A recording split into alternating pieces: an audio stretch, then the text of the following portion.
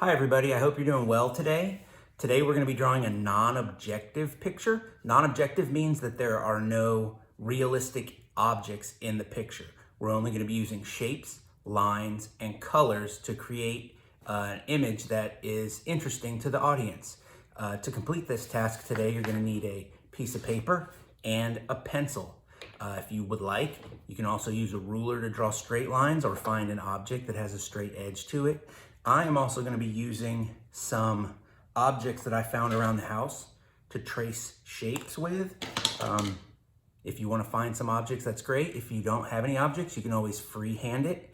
And at the end, we're going to be using something to color with. That can be markers, crayons, or color pencils. If you don't have any of those things, you can always color it with a pencil as well, and it'll be a black and white picture, which can also look really cool. So once you have everything you need, let's go ahead and get started. So I'm gonna lightly draw one here. So there's my first square. I'm drawing it very lightly so that I can erase the pencil lines later. So we need 3 to 5 shapes. They have to be spread out and they have to be not touching.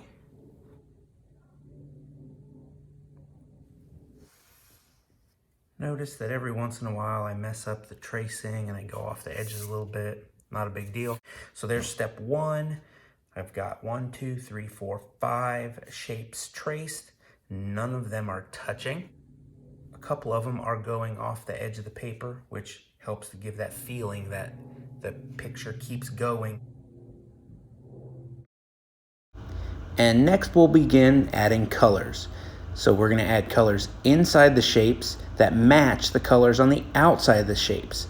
And the only thing that will be different is that the lines will be going in different directions. So you can see I work my way across with one color, and then I add the next color, and the next color, and the next color, and I'll repeat that process with each shape until they're all full. Then we move on to the background. In the background, we want the lines to look like they're going behind the shapes.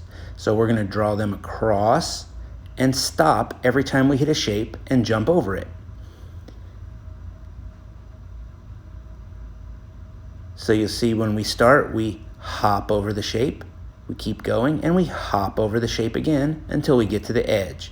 And we'll repeat that process all the way down the paper with each color, filling up the space until the entire background is filled.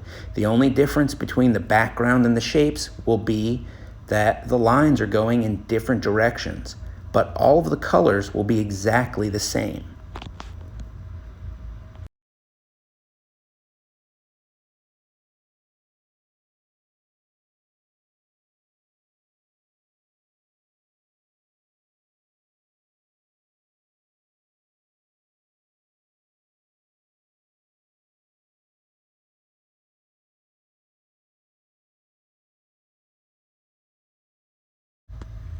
And here is our finished drawing.